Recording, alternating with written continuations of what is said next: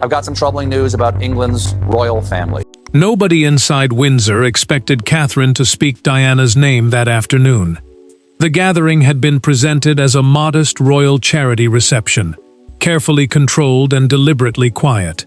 Then the princess stepped forward, placed one hand beside a sealed blue presentation case, and announced a decision that changed the emotional balance of the monarchy. Within minutes, the nation was stunned. William was fighting tears, and Meghan was learning that Diana's legacy had moved beyond her reach. Before we go deeper into what this really means for the royal family, make sure to subscribe so you don't miss a single update. Catherine held the room with a calm that felt almost dangerous. Beside her stood Prince William, King Charles, Queen Camilla, and Princess Charlotte. The reception supported young people facing grief, homelessness, and unstable homes, causes chosen because they reflected the late princess's belief that royal attention mattered most when it reached people who felt forgotten.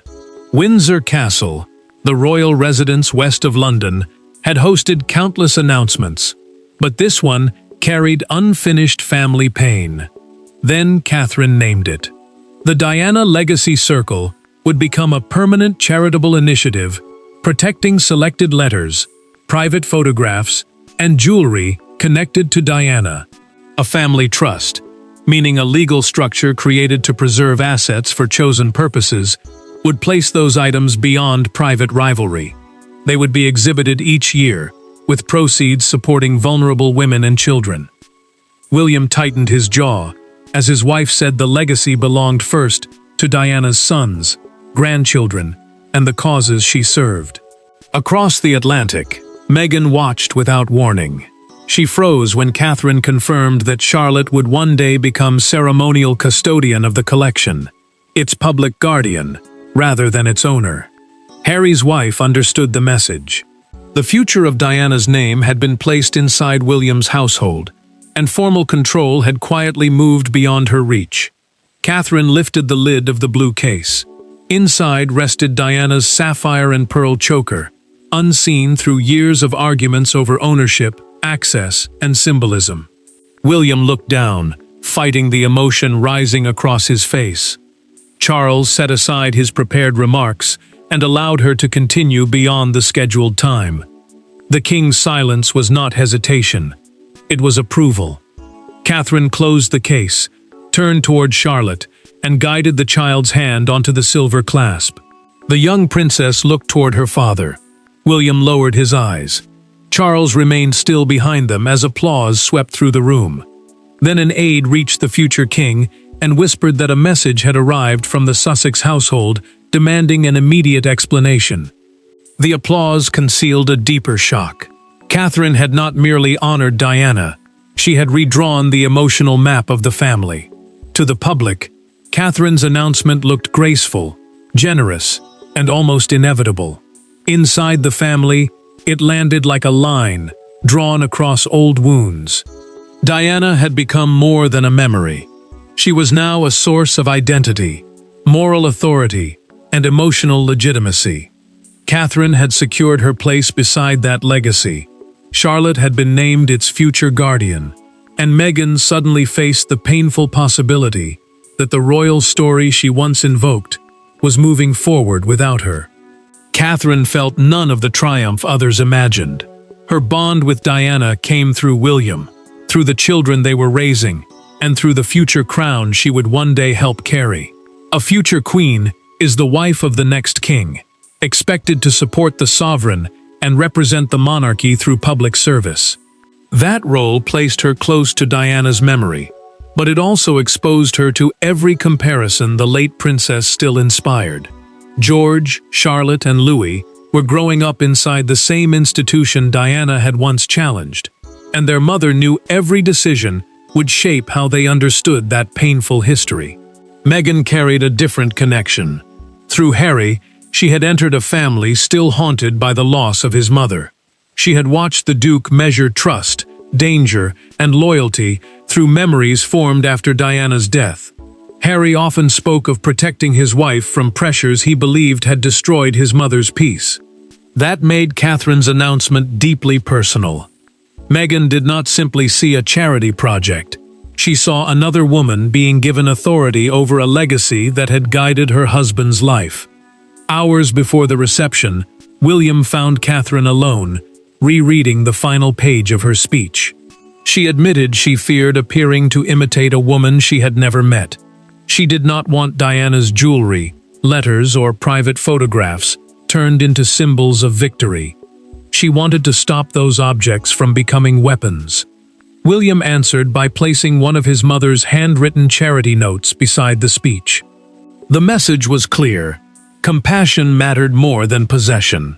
Harry's reaction carried pride and anger in equal measure. A documented account of his private conversation with a trusted advisor recorded that he supported preserving Diana's humanitarian work, yet felt pushed aside from decisions involving her belongings. The prince understood that pain, but he also revealed in a recorded family conversation that Catherine had initially refused to lead the initiative. She changed her mind only after discovering that several pieces had remained sealed for years because relatives could not agree who should wear, display, or control them. Meghan's distress deepened when she read the governing charter, the legal document explaining who controls a trust and how it must operate. Official ceremonial authority was reserved for working members of the direct royal household, leaving her without a formal role. Then Charles requested the earlier draft. The king read both versions twice, and his silence raised a darker question. What hidden confrontation had forced Catherine to strengthen the final words? The true beginning of Catherine's move did not occur beneath television lights. It began 6 weeks earlier during a private family dinner at Windsor, where one careless remark turned a strained conversation into a point of no return. No cameras recorded the silence that followed. No statement revealed who left the table first. Yet from that night onward, Catherine stopped treating Diana's legacy as a sensitive family subject and began treating it as something that urgently required protection. Charles had arranged the dinner to calm old tensions before a demanding summer program of royal engagements. William, Catherine, and Camilla sat with him at Windsor, while Harry and Meghan joined through a secure private video link. A royal engagement program is the official schedule of public duties carried out on behalf of the crown. The king wanted unity before the family stepped back into public view, but the conversation soon moved toward a proposed anniversary exhibition, honoring Diana's charitable work. Meghan leaned closer to the screen and asked whether she and Harry could record a joint message for the exhibition. She suggested presenting Diana's influence as a bridge between royal service and independent humanitarian work. Camilla answered without raising her voice.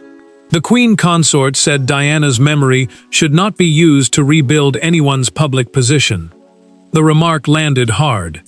Meghan went still, while Harry's expression changed before anyone could soften what had been said. Harry struck back. He accused the room of wanting his mother's image while refusing to face the suffering behind it. William warned his brother that Diana could not become a permanent weapon whenever the family disagreed. The Duke answered that the institution had already turned her memory into something controlled and polished. The prince pushed his chair back, and the space between the brothers suddenly felt wider than the ocean separating them. Catherine heard footsteps near the doorway. Charlotte entered carrying a school project about the grandmother she knew only through stories.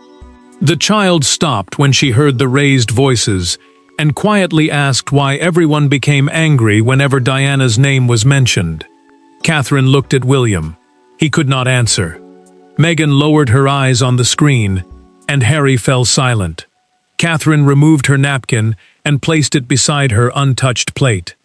She said the family had failed if Diana's granddaughter connected her name only with conflict. After Charlotte left, no one returned to the meal. Later that evening, Catherine requested a complete inventory from the royal collection, the body responsible for caring for historic royal objects. A documented staff account showed disputed access notes, overlapping requests, and personal items kept sealed because no one wanted another confrontation. Catherine then found Charlotte's abandoned folder. Across the cover, the young princess had written, "Grandmother Diana helped people feel less alone." She carried it to William and said a temporary exhibition was no longer enough. They needed a permanent trust, strong enough to survive feuds, changing titles, and future kings. That sentence began the real battle, because one person would soon believe Catherine had taken control without asking him. William knew the announcement could not proceed while Harry remained unaware of its full meaning. Hours before the Windsor reception, the brothers entered a private room with no aides, no lawyers, and no communications officials to soften what followed. Between them sat a folder carrying their mother's name. Neither man touched it at first. When Harry finally asked whether Catherine was taking control of Diana's legacy, William answered with a sentence that exposed years of buried resentment. William had arranged the meeting after his brother arrived in Britain for a separate legal appointment. He chose a small room at Windsor instead of a formal palace office, because he wanted no institutional barrier between them. The Diana Legacy Circle, he explained, would protect selected objects, historical records, and charitable material through a family trust. A trust is a legal structure that controls how valuable property is preserved and used. It would not transfer ownership of everything Diana had left behind. Harry gripped the back of a chair but refused to sit. He accused William of allowing Catherine to become the public guardian of a woman neither she nor Meghan had ever known. His voice rose when he learned Charlotte would one day hold a ceremonial role. The Duke said the decision made one branch of Diana's family appear more legitimate than the other. William did not step back. He said Catherine had acted because their mother's name had become a battlefield. Every disagreement now returned to Diana. Every wound was measured against her suffering, and every side claimed to understand her best. The future king warned that the grandchildren should inherit compassion and service, not suspicion passed from one generation to the next. Harry asked the question directly. Had Meghan been excluded? William answered just as directly. No non-working family member would hold governing authority, because that power carried official royal duties and legal responsibility. He added that Harry could contribute personal memories, written recommendations, and recorded testimony if he respected the trust's boundaries. The offer did not calm him. William opened the folder and turned a page containing Diana's handwritten notes toward his brother. A documented account of the meeting recorded that Catherine had insisted on including material from the late princess's anti-landmine work and AIDS advocacy. She had refused to let the initiative become a polished display of dresses and jewels, while the causes Diana risked her reputation to support were pushed aside. Harry finally looked down at the page. For several seconds, neither brother spoke.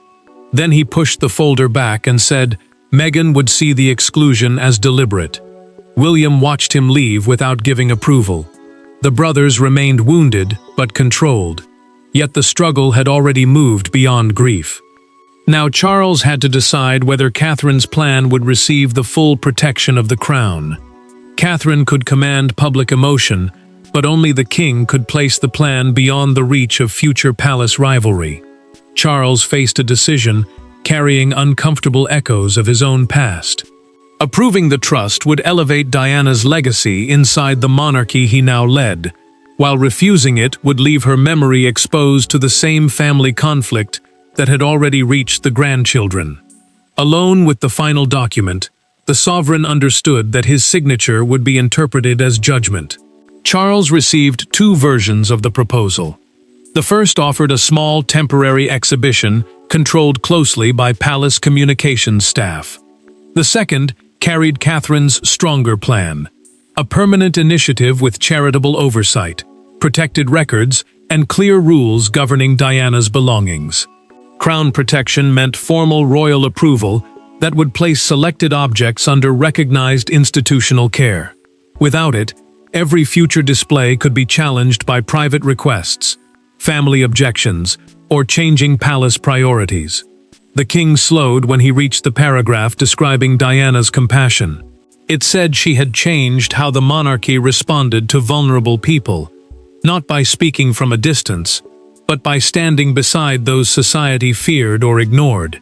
Charles read the words twice. Public admiration surrounded her name, but private pain lived inside it too.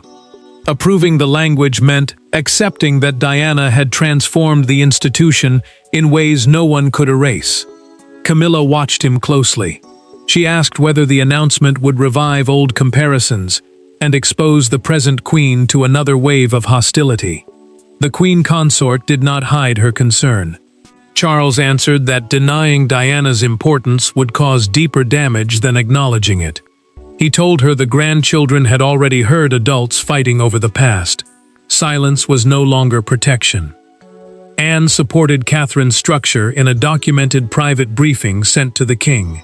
The Princess Royal, a senior working member of the family known for carrying out official duties, warned that ownership, historical value, and charitable use had to remain separate. Without firm boundaries, she wrote, every request involving Diana would become a test of loyalty between William and Harry. Charles reached the clause naming Charlotte as future ceremonial custodian. He approved it only after adding one condition: she must reach adulthood and complete years of public service first. The role would not be a decorative inheritance, it would be earned responsibility. The king removed his glasses and read the final paragraph again. Then he signed without speaking. Camilla watched the pen leave the paper and slowly closed the folder herself. Charles instructed his private secretary to warn the Sussex household before the broadcast. But the message was delayed. Catherine now had the king's authority. Meghan would receive the news only minutes before the nation did, ensuring the first shock would erupt before Windsor's applause had faded. In California, Meghan received the palace message only moments before the announcement appeared on screen. The timing left no space for preparation, no opportunity to call Harry, and no way to shape a response before Catherine's words traveled across the world. She watched Charlotte place her hand on Diana's jewelry case and immediately understood the symbolism. The future of that legacy had been positioned inside William's family, while her own connection to it had been reduced to the outside. Meghan read the formal notice twice. The Sussex household had been informed that Catherine would announce the Diana Legacy Circle, a protected family trust, and Charlotte's future ceremonial role. A ceremonial role is a public duty carrying symbolic responsibility rather than personal ownership. The message offered no wider explanation. Harry was still traveling after his meeting with William, and repeated calls went unanswered. A senior aide stayed beside her, but he knew nothing more than the few lines already on the screen. Meghan watched in silence as Catherine spoke about compassion, service, and protection. Then the princess said Diana's memory must be shielded from competition, possession, and division. The words struck harder than the announcement itself. Though Catherine named no one, Harry's wife heard a public rebuke hidden inside graceful language. Her composure broke. She stood and said the family had turned private grief into an official hierarchy, placing one household above another. The aide urged restraint. A recorded account of the conversation showed that he warned any immediate statement would strengthen Catherine's argument that Diana's name had become a weapon. Meghan paced instead, angry that silence could look like surrender, while protest could look like proof. The trap felt complete. Harry finally called. He admitted that William had shown him the trust before the broadcast, but he had not accepted its structure. Meghan asked why he had left her unprepared. The Duke answered that he had wanted time to understand it first. She replied that the palace had used that delay to control the moment. Meghan paused the broadcast on Charlotte's hand resting over Diana's choker. She removed her glasses, closed the laptop, and told the aide to leave. Harry remained on the phone, but the silence between them grew sharper. He repeated that he had not approved the decision. She answered that his knowledge had still become another secret kept from her. Meghan opened a blank message addressed to Catherine. She began writing, stopped, and deleted the first line. Then, a new private request arrived from Windsor. Catherine wanted to speak directly, without aides, without William, and without Harry. For the first time, the dispute would no longer pass through brothers, courtiers, or statements. The two women were about to face each other without anyone else controlling the conversation. The private call began without greetings. Catherine sat alone at Windsor after the reception, while Meghan remained behind a closed door in California. No aides listened, no written statement guided them, and neither woman could hide behind her husband's anger. What followed was not a dramatic reconciliation. It was something more difficult, a direct exchange about Diana, motherhood, public identity, and the damage caused when two women are forced to compete inside a story neither of them created. Catherine had requested the conversation because she refused to let another dispute involving Diana travel only through William and Harry. The princess knew the brothers carried grief differently, and every message passed between them arrived covered in years of suspicion. A ceremonial role, she explained, is a public responsibility tied to service rather than ownership. That distinction mattered, because Charlotte had not been given Diana's memory as a prize. She had been promised a duty she would have to earn. Meghan asked the question without softening it. Had the phrase about competition been aimed at her? Catherine answered that it had been aimed at everyone, the brothers, the palace, the press, herself, and anyone who had treated Diana's name like territory. Meghan did not accept the answer easily. She said the trust made Charlotte look like the rightful female heir to Diana, while Lilibet disappeared from the story. Catherine felt the accusation land. She replied that both granddaughters carried the same family connection, but emotional worth and institutional duty were not the same thing. Lilibet was not being erased. Yet a child raised outside royal service could not be assigned an official responsibility inside it.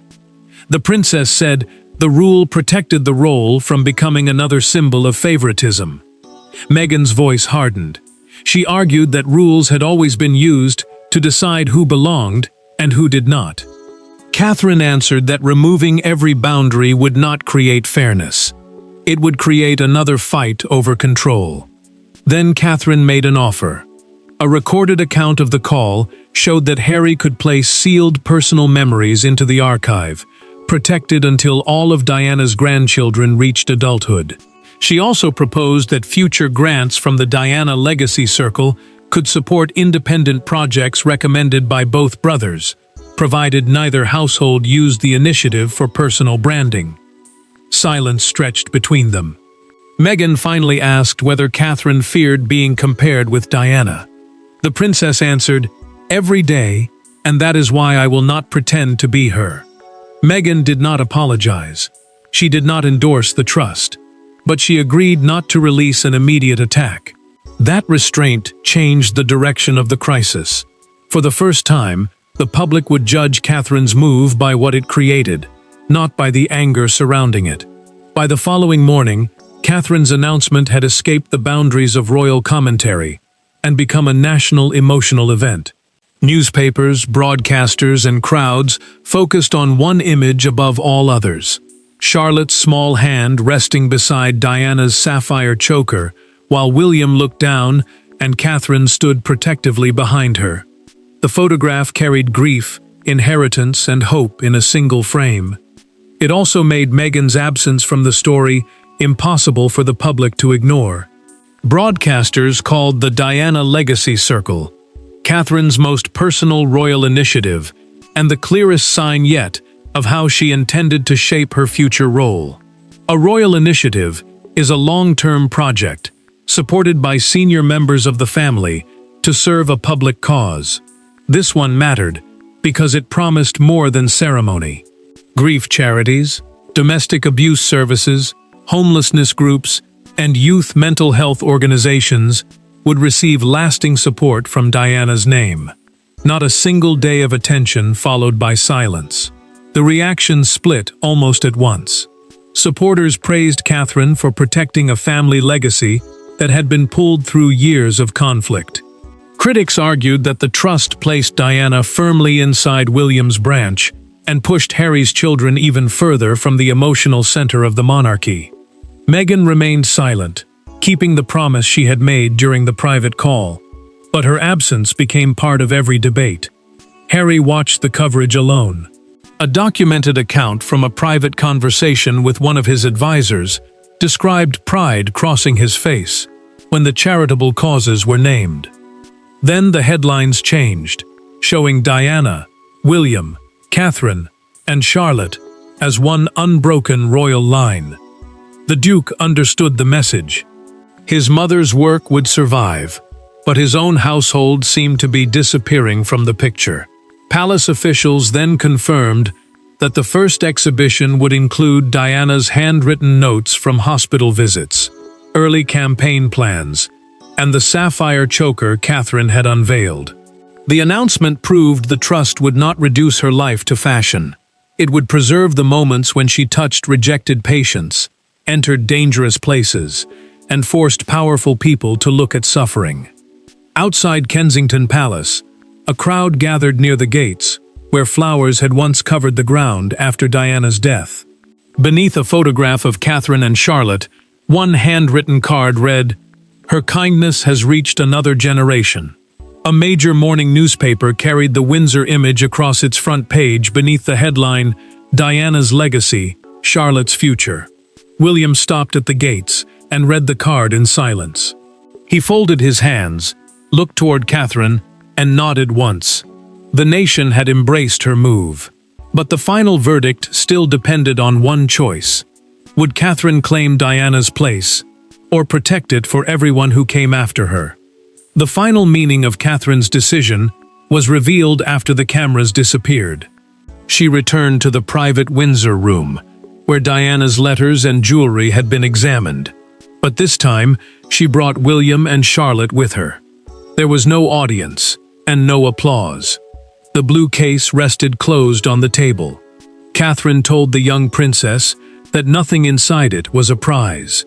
It was a promise, and promises, unlike titles, demanded sacrifice, patience, and service.